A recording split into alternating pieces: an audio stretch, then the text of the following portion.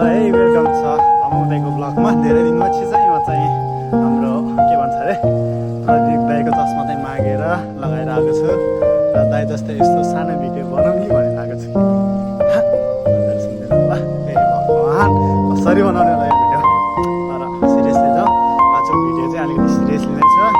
अनि आजको भिडियो चाहिँ के भने जापानमा चाहिँ अहिले घटिरहेको घटना क्या, अब नेपालीहरूमा चाहिँ घटिरहेको घटना भनौँ न।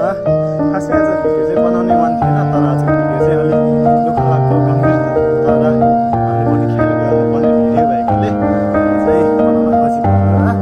आजको भिडियो चाहिँ के हो भने छ नि एकजना हाम्रो दाजुभाइ नेपाली दाइले चाहिँ यो जापानिजले चाहिँ के होटेलमा लागेर रहेछ क्या। होटेलमा लागेको छ भने तपाईँले फेरि सिधै भन्नु न, तपाईँलाई अब बुझ्ने भाषा भनौँ न।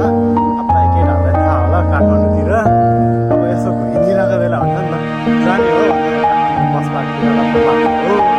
त्यस्तै कुरामा चाहिँ यता हाम्रो नेपाली दाइ पनि फसेर रहेछ। त्यस्तै होला सायद, अब मलाई जहाँसम्म लाग्छ सुन्जिता भन्ने ठाउँ हो एकजना दाइले चाहिँ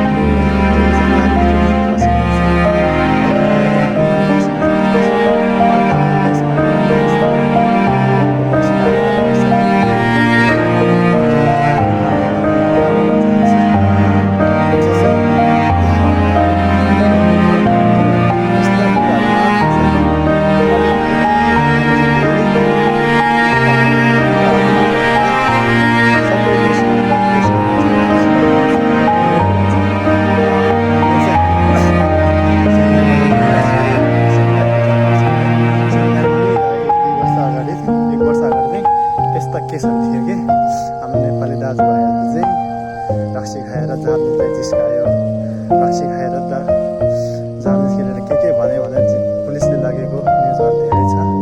सो तपाईँहरू अलिक खिच्दै गर्नु होला। त्यो पैसा तिरेर जापानिज होटेल लगेर तपाईँले पाउँछ कि के भयो, एक दुई दिनको मजाले जिन्दगीभरि चाहिँ जिन्दगीले चाहिँ ड्यामेज